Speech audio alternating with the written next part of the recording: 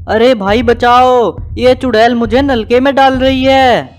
एक बार की बात है, एक चुड़ैल गांव में कुछ इंसानों को नलके में डाल रही होती है। नलके में डालते ही वह इंसान सोने के अंडे में बदल जा रहे थे। वहीं बाकी के दो इंसान तभी चिल्लाने लगते हैं, अरे कोई हमें बचाओ, ये चुड़ैल हमें अंडे में बदल देगी। वहीं गांव का एक आदमी उनकी यह चीख सुन लेता है और चुड़ैल को गांव के लोगों को अंडे में बदलता देख लेता है और वह भागा भागा गांव में सबके पास जाता है और उन्हें सारी बात बताता है। अरे सुनो सुनो, मुझे पता चल गया है गांव के आदमी कहाँ गायब हो रहे हैं। पुराने नलके के पास एक चुड़ैल गांव के सभी इंसानों को उठा ले रही है और उन्हें एक अंडे में बदल दे रही है। हमें कुछ करना होगा। उसकी यह बातें सुनकर सभी गांव वाले तुरंत साधु बाबा के पास जाते हैं और उसे बोलते हैं, हे साधु बाबा, हमारी सहायता कीजिए। गांव में एक चुड़ैल आ गई है जो गांव वालों को पकड़ पकड़ कर एक नलके में डाल रही है और उन्हें अंडे में बदल दे रही है। गांव वालों, तुम चिंता मत करो, मैं तुम्हारी सहायता जरूर करूंगा। चलो जल्दी से मुझे उस चुड़ैल के पास ले चलो। सभी गांव वाले हाथों में मशाल और लाठियां लेकर साधु बाबा को चुड़ैल के पास ले जाते हैं। साधु बाबा कहते हैं, हे चुड़ैल, बस तूने गांव वालों को बहुत तंग कर लिया, आज मैं तुझे इसकी सजा जरूर दूंगा। चुड़ैल कहती है, साधु बाबा, मैं इन गांव वालों के साथ साथ तुम्हें भी अपने नलके की सहायता से अंडे में बदल दूंगी।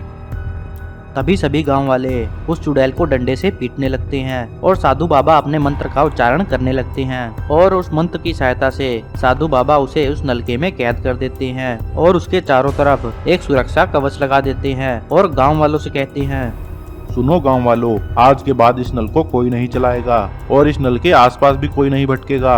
अगर किसी ने यह नल चलाया तो यह चुड़ैल आजाद हो जाएगी और सभी गांव वालों को खा जाएगी। साधु बाबा की बात मानकर सभी गांव वाले अपने अपने घर चले जाते हैं। समय बीतता है, एक परिवार उस गांव में आता है और भूख के कारण रामू और राधा की मृत्यु हो जाती है। उनके बच्चे बहुत परेशान हो जाते हैं, उनके पास खाने के लिए कुछ भी नहीं होता। लड़का यह सब देखकर बहुत परेशान हो जाता है और बोलता है, हे भगवान, एक तो यह गरीबी और ऊपर से आपने मेरे माँ बाप को भी मुझसे छीन लिया, अब मैं क्या करूँगा। तभी उसकी छोटी बहन कहती है, भैया भैया, मुझे प्यास लगी है, मुझे पानी पीना है। तुम रुको बहन, मैं अभी पानी लेकर आता हूँ। ऐसा कहकर वह बाल्टी लेकर गांव के नल के पास जाता है जहां सभी गांव वाले पानी भर रहे होते हैं। जैसे ही वह नल से पानी भरने के लिए जाता है तभी गांव वाले उसे वहां से भगा देते हैं।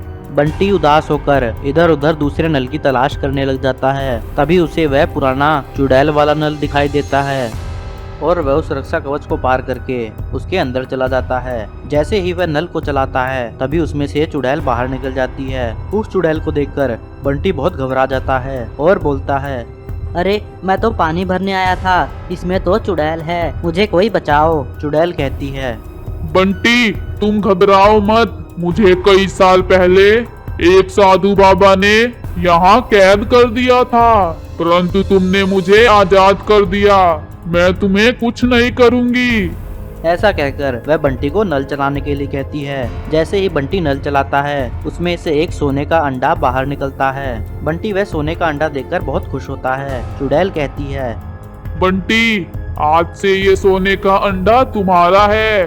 तुम हर रोज जब इस नल को एक बार चलाओगे तो तुम्हें एक सोने का अंडा मिलेगा, परंतु याद रहे, नल को सिर्फ एक बार ही चलाना है।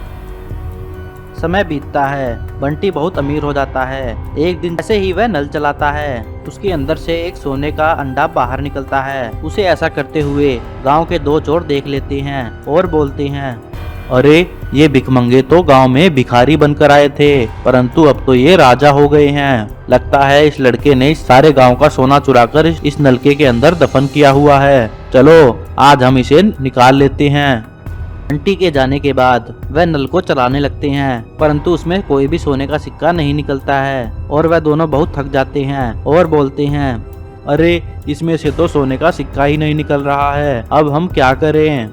अरे लगता है कि नल चलाने से सिक्का बाहर नहीं आएगा, इस नलके को ही उखाड़ देते हैं। ऐसा कहकर वह दोनों उस नलके को उखाड़ देते हैं। तभी वह चुड़ैल आजाद हो जाती है और बोलती है, तुमने मेरे नल को उखाड़ा, मैं तुम्हें नहीं छोड़ूंगी, मैं तुम्हारी जीवन लीला यही समाप्त कर दूंगी।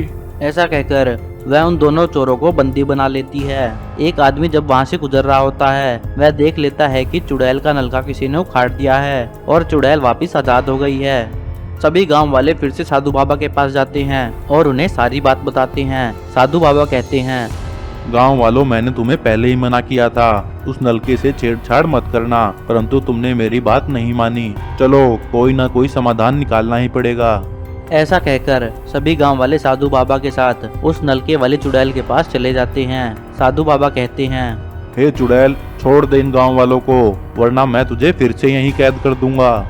परंतु वह चुड़ैल साधु बाबा को भी बंदी बना लेती है, क्योंकि नलके से आजाद होने के बाद चुड़ैल बहुत शक्तिशाली हो जाती है। सभी गांव वाले बहुत परेशान हो जाते हैं। तभी बंटी वहां गुजर रहा होता है और वह देखता है कि चुड़ैल ने सबको बंदी बना रखा है और इनकी खूब पिटाई कर रही है। तभी बंटी भागा भागा चुड़ैल के पास जाता है और उससे बोलता है, हे चुड़ैल माँ, इन्हें छोड़ दो, इनको इनकी गलतियों की सजा मिल गई है, इन्हें जाने दो। ठीक है बंटी, तुम कहते हो तो मैं इन्हें छोड़ देती हूँ, परंतु अब मैं कहाँ रहूंगी? इन्होंने मेरा नल तो उखाड़ दिया। चुड़ैल माँ, तुम चिंता मत करो, हम तुम्हारा नलका दोबारा लगवा देंगे। ऐसा कहकर सभी गांव वाले चुड़ैल का नलका फिर से लगा देते हैं और चुड़ैल फिर से उसमें खुशी खुशी रहने लगती है। एक बार एक घने जंगल में एक गर्भवती इच्छाधारी नागिन अपनी बेटी के साथ रहती थी। तभी अचानक से गर्भवती जादुई नागिन के पेट में कुछ हलचल होती है और वह उठकर खड़ी हो जाती है और चलने लगती है। तभी पिंकी उससे पूछती है, अरे माँ, क्या हुआ तुम्हें? ऐसे क्यों उठ गई? आपको अच्छा नहीं लग रहा क्या? नहीं बेटी, मैं ठीक हूँ। वो क्या है ना, मेरे पेट में जो बच्चा है उसे बहुत भूख लगी है और वो पेट में लात मार रहा है। मैं उसे खाना खिलाकर अभी आती हूँ। माँ, मैं भी तुम्हारे साथ चलूंगी। नहीं बेटी, तुम यहीं घर पर रहो, मैं अभी जाकर अभी आ जाऊंगी। माँ, जंगल में बहुत सारे शिकारी जानवर हैं, तुम बहुत ध्यान से जाना। ठीक है बेटी, मैं ध्यान रखूंगी। इच्छाधारी नागिन अपनी बेटी को समझाती है और खुद जंगल की तरफ खाने की तलाश में निकल पड़ती है। जैसे ही वह जंगल पहुंचती है, उसके पेट में बहुत तेज हलचल होने लगती है। वह बोलती है, अरे बेटा, थोड़ा सब्र रखो, मैं अभी तुम्हारे लिए कुछ खाना ढूंढती हूँ। इच्छाधारी नागिन खाना ढूंढते ढूंढते एक आम के पेड़ के पास पहुंच जाती है। वह देखती है कि उस पेड़ पर तो बहुत ही रसीले आम लगे हुए हैं। वह जल्दी से कुछ आम तोड़ लेती है और उन्हें खा लेती है और बोलती है, अरे वाह, कितने रसीले आम हैं, इन्हें मैं अपनी बेटी के लिए भी ले चलती हूँ। ऐसा कहकर वह कुछ आम तोड़कर अपने पास रख लेती है और वापस घर की तरफ निकल पड़ती है। तभी रास्ते में अचानक से उसके सामने एक चुड़ैल आ जाती है और उसका रास्ता रोक लेती है। चुड़ैल कहती है, अरे वाह, आज तो खाने के लिए इच्छाधारी नागिन मिल गई। आज तो मजा ही आ जाएगा। इच्छाधारी नागिन, आज मैं तुम्हारा शिकार करूंगी। हे चुड़ैल बहन, मुझे छोड़ दो, मैं गर्भवती हूँ और जल्दी ही एक बच्चे को जन्म देने वाली हूँ और मेरी बड़ी बेटी घर पर इंतजार कर रही है, इसलिए कृपा करके मुझे छोड़ दो। तुम्हें तुम्हारे बच्चों की कसम, मुझे छोड़ दो और जाने दो। इच्छाधारी नागिन की यह बात सुनकर चुड़ैल को उस पर दया आ जाती है और वह बोलती है, तुम पर नहीं, परंतु तुम्हारे बच्चों पर मुझे दया आ रही है, इसलिए मैं तुम्हारे बच्चों के लिए छोड़ रही हूँ। परंतु मुझे बहुत भूख लगी है, अब मैं इसका क्या करूँ? बहन, मेरे पास रसीले आम है, तुम चाहो तो इसे खा लो। अरे बहन, ये तो बहुत ही रसीले आम है, तुम्हें ये कहाँ से मिले? जंगल के बीचों बीच एक विशाल आम का पेड़ है, मैंने ये आम वहीं से लिए हैं, तुम चाहो तो मैं तुम्हें वहाँ ले जा सकती हूँ। उसकी यह बातें सुनकर चुड़ैल आम के पेड़ की तरफ निकल पड़ती है। चुड़ैल आम के पेड़ के पास जाकर रसीले आम खाती है और वह आम उसे बहुत अच्छे लगते हैं। वह बोलती है, नागिन बहन, जिस तरह तुमने मेरी मदद की है उस तरह मैं एक ना एक दिन तुम्हारी मदद जरूर करूंगी। उधर इच्छाधारी नागिन अपने घर की तरफ जा रही होती है। उसे जंगल में अकेला जाता हुआ एक शैतान देख लेता है।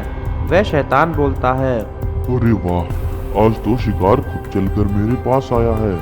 मैं अभी इसका शिकार करता हूँ। तभी वह एक भयानक शेर में बदल जाता है और इच्छाधारी नागिन के सामने आ जाता है। उसको देखकर इच्छाधारी नागिन बहुत घबरा जाती है और उस शेर से बोलती है, शेर मुझे छोड़ दो, मैं एक गर्भवती इच्छाधारी नागिन हूँ। मैं अपने बच्चों के लिए खाना लेकर जा रही हूँ, मुझे छोड़ दो। इच्छाधारी नागिन, मैं तुम्हारी बातों में नहीं आऊंगा। मैं तो तुम्हें खा जाऊंगा। मुझे बहुत तेज भूख लगी है और मैं तुम्हें खाकर अपनी भूख मिटाऊंगा। शेर, मेरी बेटी मेरी घर पर राह देख रही है और मैं गर्भवती भी हूँ। जल्द ही एक बच्चे को जन्म देने वाली हूँ, तुम्हें इसका पाप लगेगा। शेर बहुत सोचता है और गर्भवती इच्छाधारी नागिन से बोलता है, परंतु मैं तो बहुत भूखा हूँ, मैं कैसे अपनी भूख मिटाऊंगा।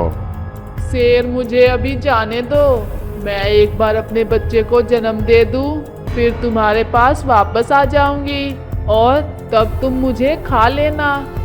शेर को उस पर दया जाती है और बोलता है, ठीक है इच्छाधारी नागिन, जाओ, परंतु अपना वादा मत भूलना। मैं अपना वादा नहीं भूलूंगी। ऐसा कहकर वह अपने घर चली जाती है और अपनी बेटी को मीठे फल खिलाती है। कुछ ही समय बाद इच्छाधारी नागिन एक सुंदर से लड़के को जन्म देती है। फिर इच्छाधारी नागिन को अपना वादा याद आ जाता है और वह अपनी बेटी को सारी बात बताती है। बेटी, ये लो, अपने भाई का ख्याल रखना, मुझे शेर के पास जाना ही होगा। माँ, आपकी जगह मैं शेर के पास जाऊंगी, आपका वादा मैं पूरा करूंगी। ऐसा कहकर वह दोनों रोने लगते हैं। वहीं पास में खड़ी चुड़ैल उनकी बातें सुन लेती है। वह इच्छाधारी नागिन के पास आती है और कहती है, बहन, तुम घबराओ मत। जिस तरह तुमने एक बार मेरी मदद की थी, आज मैं तुम्हारी मदद करूंगी। तुम्हारी जगह मैं शेर के पास जाऊंगी। ऐसा कहकर वह आम पर अपनी शक्तियों का वार करती है। वह आम देखते ही देखते इच्छाधारी नागिन में बदल जाता है। वह चुड़ैल इच्छाधारी नागिन को शेर के पास लेकर जाती है और बोलती है, शेर, ये लो, वादे के मुताबिक इच्छाधारी नागिन तुम्हारे पास आ गई। लो, इसे खाकर अपनी भूख मिटाओ। शेर बहुत दिनों से भूखा था और इच्छाधारी नागिन को देखकर उस पर टूट पड़ता है और उसे खाने लगता है। तभी इच्छाधारी नागिन फिर से एक आम में बदल जाती है। शेर को वह आम खाकर बहुत मजा आता है। वह चुड़ैल से बोलता है, चुड़ैल, तुमने मेरे साथ धोखा किया, परंतु ऐसा रसीला आम मैंने जिंदगी में नहीं खाया। इससे तो मेरी पूरी भूख मिट गई। जाओ, मैंने तुम्हें माफ किया और इच्छाधारी नागिन को भी छोड़ दिया।